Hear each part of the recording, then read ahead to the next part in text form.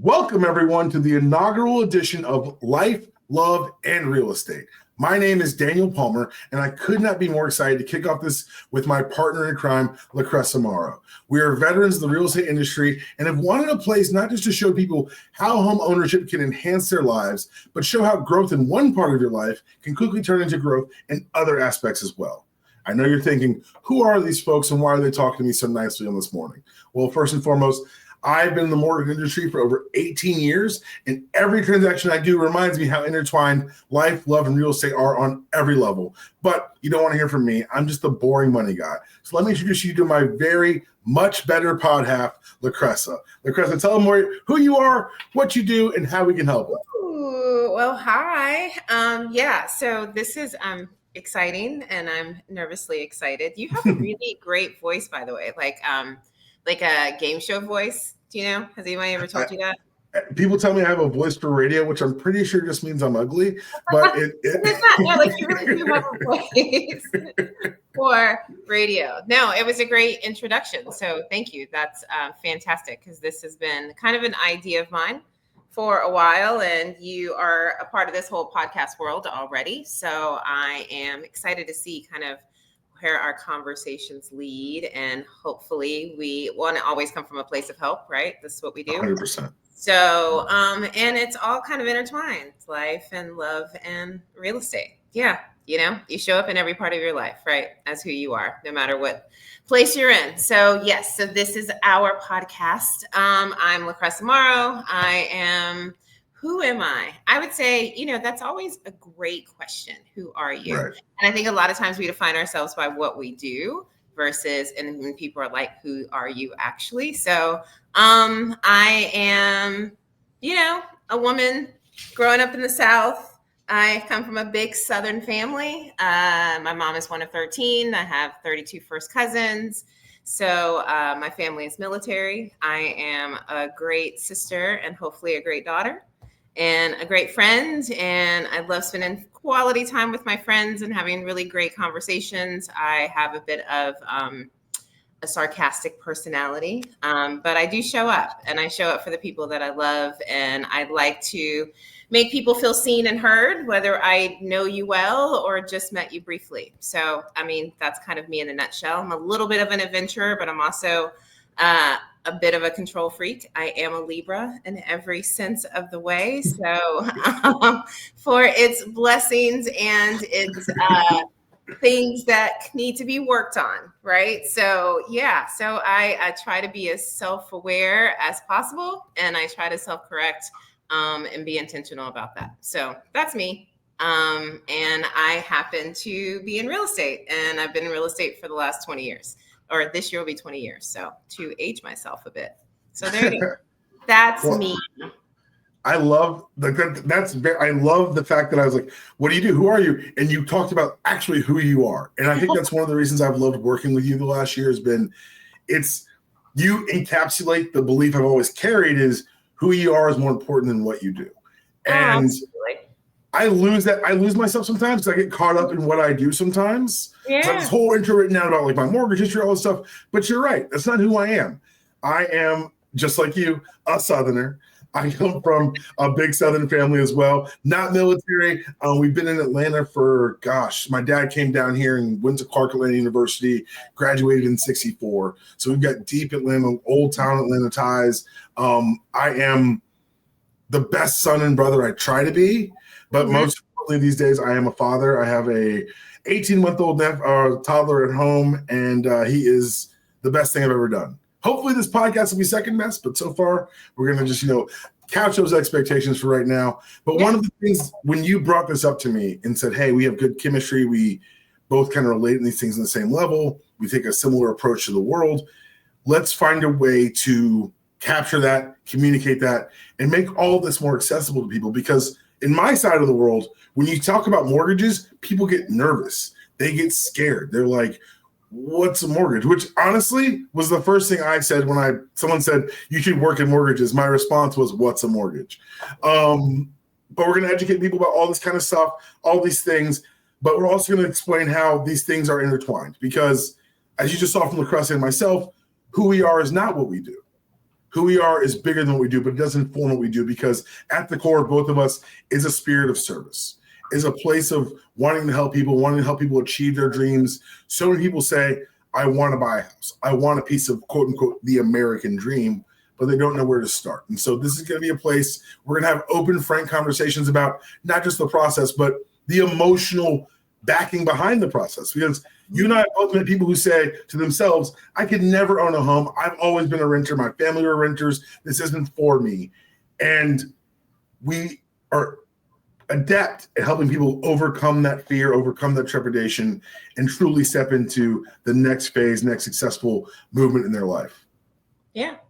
And it's real estate affects all of us in some way, shape, or form, whether we talk about it or not, or we feel that it relates to us in some significant way, but we all need shelter. And so however your form of shelter is, whether you are owning or renting or living with someone or whatever, you still need shelter, right? With shelter comes security for many people. If you are cohabitating with people, it comes community. How you create community says a lot about who you are and what you want to be a part of, and also what you don't want to be a part of, right? It affects your life significantly. If you have shelter, right, then you're able to have a basis to do all the other things that you want to do. And we know that in Atlanta, we see a lot of unhoused. And we know that most major cities have no freaking idea how to solve it, because it's a multi-layered situation, right? It could be for many different reasons. And we also have to be honest that most of us are 2 paychecks, although you and I don't get the typical paycheck. If you are a 9-to-5 worker, working Monday through Friday or whatever your shifts are, most of us are 2 paychecks away from being unhoused, right? And so it plays a significant role in our life, no matter what lane we're in, and we all get there in some way or another. So let's talk. What's interesting, I had a conversation with a client this morning, and one of their major hurdles was seeing a mortgage as a restriction, seeing it as something that was like holding them back, or saying, oh, I don't have the freedom to do X, Y, and Z now because I have this mortgage.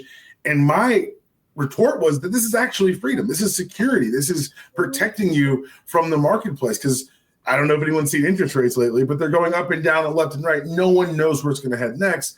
But what I do know is that if I can secure at least one aspect of my life, I feel freer in the other ones. If I can control my housing costs to not be going, I don't know what rent's doing right now. I haven't been a renter in a while, thank goodness for me. But I know, talking to people, that rents are still going up amidst everything that's happening in the world. And so if I can help people control at least one aspect of their lives, you'd be amazed how much freedom gets granted to you or gained through having that flexibility. And I love what you said earlier about, we have a large number of in-house in the city. And in this city, people are paying exorbitant amounts for rent. They're already paying someone's mortgage. And every time I talk to someone and say, well, I'm paying $3,500 in rent, I don't need a mortgage. I say, well, hold on. You're already paying a mortgage. You're just paying your landlord's mortgage. Wouldn't you rather invest in yourself? And I think that is the core of what we want to talk about, because it's not just the exercise of owning a home to own a home, or owning a home to say you did it, or to check off a box. It's truly an investment in self. It's truly looking at yourself in the mirror and saying, I deserve some security. I deserve the ability to grow my net worth through just living. And I deserve not to, at the end of the year, have the honor of paying more for the same space that I'm already in.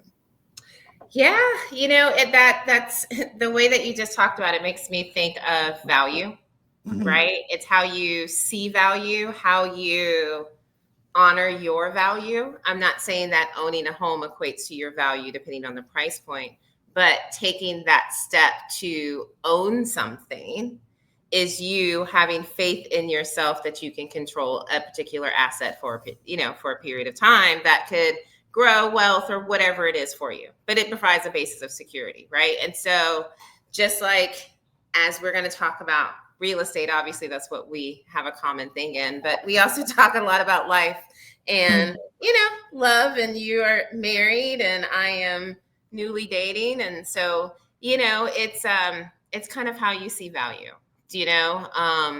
I understand the hesitation and why some people don't want to own and they don't want to feel tied down, and there's a freedom to renting. And I think that you just have to weigh out always what works best for you and your lifestyle, but just know that that is an option to provide some sense of security, to know that that could always be your home base if that is your thing. And I think majority of the people want to have some type of home base. So let's talk about our personal experiences like with this, because I'll just speak for myself. Life, love, and real estate, they all happen super quickly for me. So for all of my 20s and the beginning of my 30s, I was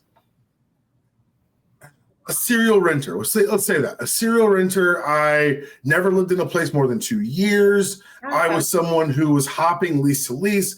And then I met my now wife. We did the same lease to lease hopping. And it's so funny because I was working in this industry, and you'd say, well, Daniel, you should probably have known better. I didn't know better.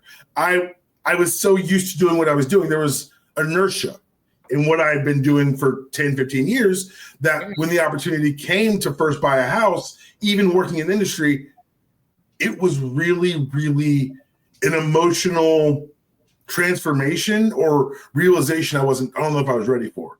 I've told you this before, but when we got to the closing table, I was frozen. I was terrified. I was like, wait, where'd this come from? I know these documents backwards and forwards. Why am I so nervous? And it took a lot of extra outside of business work to kind of come to grips with what I was dealing with internally, and becoming not just okay with the steps I made, but excited about them and seeing the possibility in front of me. How long were you in the industry before you bought your home? So I got into mortgages in 2009. So right after the crash, perfect time to join. And then we bought our first home in 2017.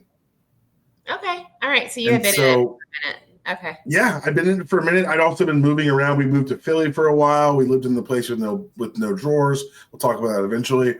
Yeah. And we moved back to Atlanta. We rented a house for 2 years, and we got married. And it was like kind of going through the whole marriage process. That's even wilder to me that I'm saying it out loud. I was more ready to be married than I was to own a home.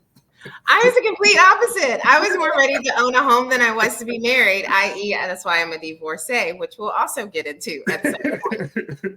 That's okay. All right. That's interesting. I think I had been licensed for like 3 years, but I wasn't fully in the industry. Right. I was still waiting tables and stuff, and I had a few sporadic deals when I bought my first place. But yeah, I lived all over Atlanta. I moved every 2 years. And back then, you had phone books, right? And like address books. And so my mom just had a list of addresses just every 2 years. She scratched that out. Where are you next? So she learned a lot about neighborhoods. She doesn't remember now because she has dementia, but she learned a lot about neighborhoods because I lived everywhere. I lived in Home Park. I lived in East Atlanta twice. I lived in Edgewood before it became cool and before the Edgewood Shopping Center. I lived in the Met now, which, the warehouse loft that they used to have all those parties and things. Yes. I lived there and got kicked out because I was in a sublease that I didn't know. Where else did I live? Oh, I lived in the Highlands, in an apartment in the Highlands, which was super fun. And I walked to everything. And then I left the Highlands and I bought my first house in English Avenue, which is a quite transitioning neighborhood, but historic neighborhood in downtown Atlanta. And so I loved renting. I honestly, as a realtor at that time, I really didn't care about owning a home. I loved living in the place that I lived. I was in the Highlands. I was a couple blocks from everything. It was walkable. And then I begrudgingly bought this house because my ex-husband wanted it and I just wanted him to shut up. So we all got different reasons. Also because my daddy raised me right, I bought the house before I got married because I was taught to have some assets of your own, especially when your partner cannot come to the table with you for the assets. And so Mama was smart, and I sealed this house before I got married, and then we got married, and then we got divorced. So there you are. I was chronically like that too. I was moving every 2 years. But I was always roommates. I was always like trying to recap. I think honestly, it was just trying to stay as young as possible. And what's wild to me is my mother was a real estate agent. I should have known better. I was the one who was like, she would ask me where I was living now, and I'd tell her where, and she would give me her unvarnished opinions of the neighborhood. Whether I asked or not, whether I was like, hey, what do you, nope, just, hey, oh, you're living there now, are you? I'm like, yes, ma'am. I suppose this is going to be a conversation where I have to sit still and listen for a bit. And when I eventually, I guess, I call it traditional, but not really traditional, because when we got married, we ended up moving outside of the city because the things you value, like you said, things you value changed. Mm-hmm. And it was less like, oh, we need to be accessible to everyone or quick to get to kind of things. It was more like, how do we protect our peace? How do we say, like, I live in Stone Mountain now, and I work in North Ave. It's a bit of a commute, but I'm so happy when I get my little refuge at home. It becomes like a home base, becomes a place of peace rather than chasing the next thing. And so, like you said, it all values differently. For you, it was establish these things before you go into this union. And for me, it was, I've got a partner to do these things with. And so I love that there's two different approaches, because I want to make that very clear. There's no right or wrong way to do any of this. Right. It's the way that works best for you. Yeah, I agree with that. And I think that our lives, right, when we were entering into the homeownership world were just different. Like, we were both in couples, like, relationship. Mm-hmm. Yours was building. Mine was protecting. Do you know what I mean? And so I knew, or I felt something in me, even if I wasn't. And this is a younger day, right? So this is, 12, 13 years ago. So I was still learning to, like, start to really trust my gut and trust my instinct, and didn't recognize my hesitation for so long, mm-hmm. And why that was. And then I just finally was just like, fine, fuck it. Let's just do this. And I did it. That's not the best way to go into marriages, people. Just know that. Not the best way to go into a marriage. And so, yeah, but it's different when you are choosing to build something with someone. Right. And so it makes the story, a lot more romantic. It's super romantic. I say it out loud. Desirable of what you would like it to be, and also, I mean, I come from a family of home ownership in a sense. So because we traveled around so much, and my dad moved around, but every place we moved, we had to rent a lot because you were only going to be there 3 years, at the most. And so owning a home when my dad retired and having something, and then, was a big deal with everyone in our family because we moved around so much due to the military. Not to harp on it, because, like, I've just known you in this season of your life. And so hearing you be like, fuck it, let's just do it. Like, that's not the LaCressa I know at all. And so that's why I kind of want to sit there for a second, because life, love, and real estate. When did you said you were starting the beginnings of trusting yourself. Yeah. When do you look back and say, obviously no one, we don't do regrets here, guys. You learn from every experience.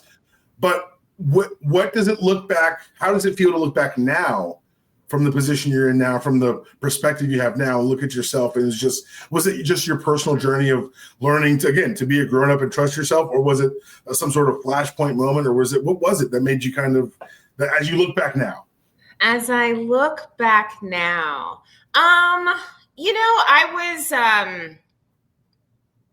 okay. So we had been together for a long time, right? Off and on for years. And so it seemed like the rite of passage thing to do. Like, I come from a traditional family for the most part, and we had been dating for a while, and then we finally were living together. And so then they're like, why aren't you getting married? Right. And so I got tired of kind of that conversation. That's more of the outside influence. As far as internally, I have always been a person to my benefit or my detriment, never a detriment really, but some lessons had to be learned that I will just eventually just do it. Like if I've been talking about something for so long, or if it's been building up for so long, then at some point I'm sick and tired of the conversation, and I get it done. And so that's what it was for me. Once again, not a way to go into a marriage. Also, but that's where I was. We had been together for a certain period of time. We're now living together. We're now two people living in my 1-bedroom apartment. So that's only going to last but so long. And it was small, but I loved my apartment. So I was hesitant about even going to that house. I didn't want it. I didn't. At the same time, if I was going to make a move, then I've always been pretty smart. And so if I'm going to make the move, then it's going to be I need to have some type of ownership in this move, So I made the move. And yeah, when you get married and you are about to get married, hopefully you have conversations about what you need and what your expectations are and all of those things. And they weren't met. And so, sometimes once someone marries you, they don't need to put in the work anymore because they got you. And you didn't leave, right? Like all this other times and chaos and turmoil and all of that stuff, you never left, right? So why would they expect you to leave now? Right. And I started to grow as an individual. And honestly, I started doing real estate full time. I've never thought about that, the timing of this. So I started doing real estate full time. I had just gotten my first on-site job. It was a little shaky. It was right before the market crash. Right. And that's when we got married. It's right when the market crashed around that time. And then we come back. I go to another site and I had to start honing my skills, conversationally. And because I'm talking to people, I'm sitting on site, 5 days a week. People are walking in and I need to be able to have a conversation with anyone at any time. And being able to have conversations with strangers and be successful at selling something, a product, right? It helped me to build my confidence in other ways.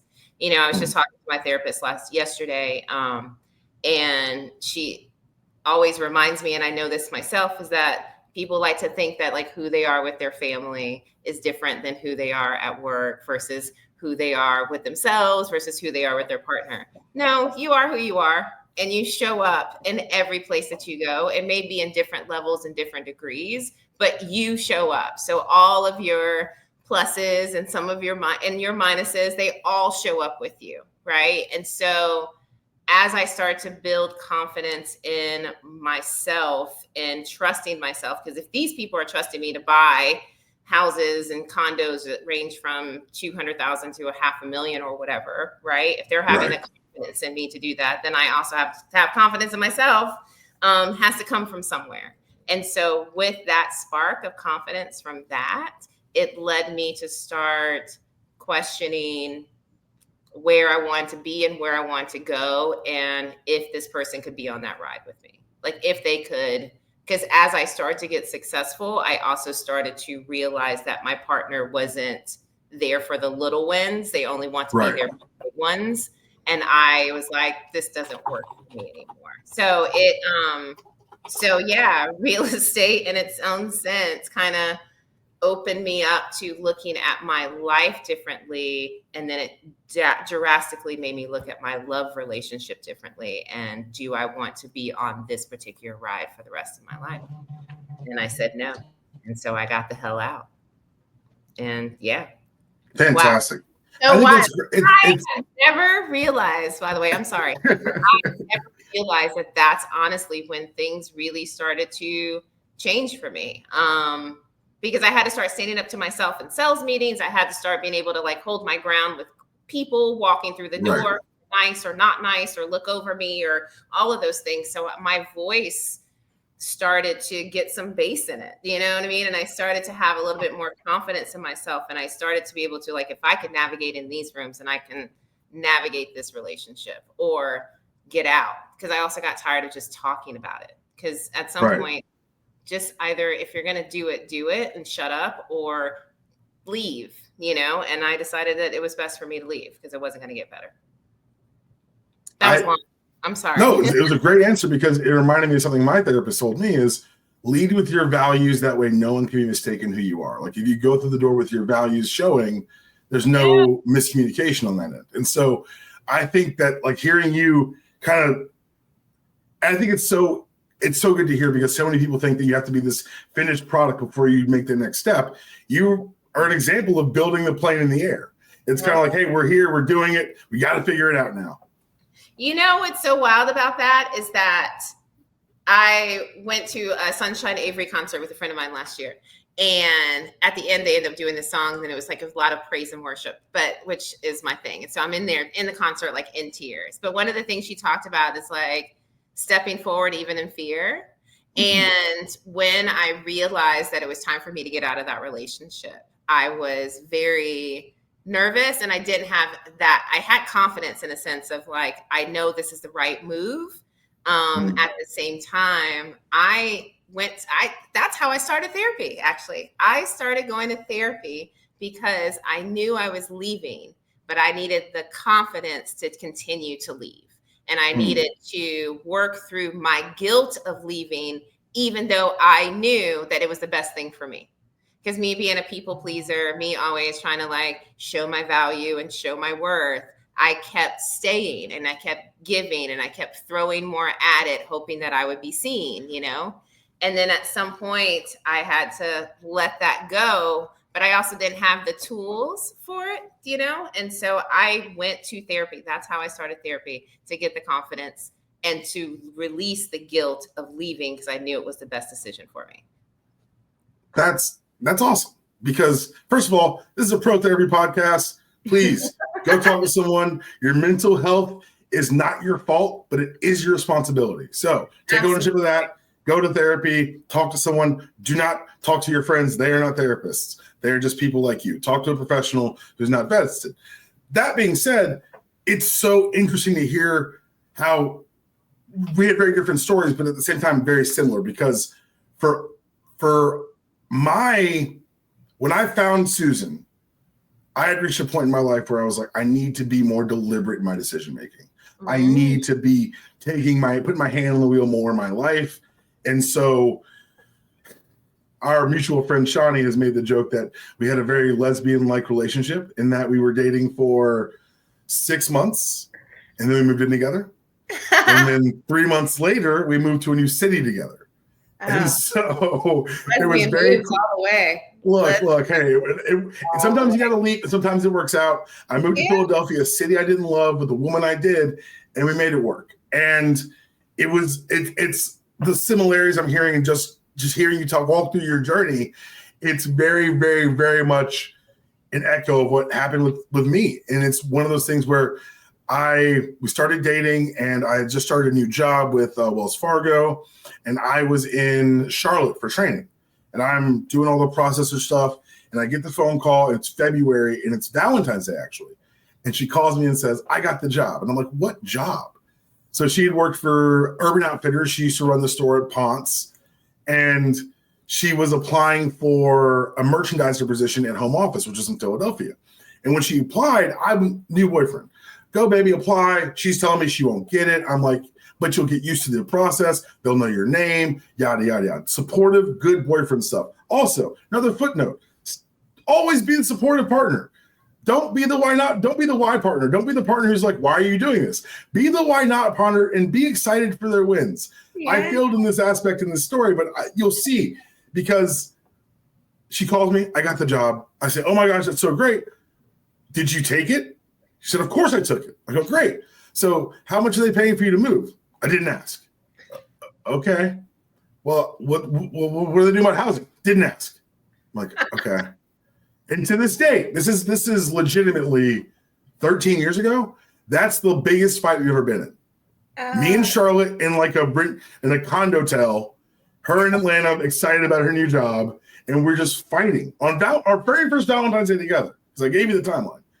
And got home. I played a little hardball, like, well, I'll go, but we can't take the dog. So 3 months later, the dog and I are moving up, of course, because that's how that goes.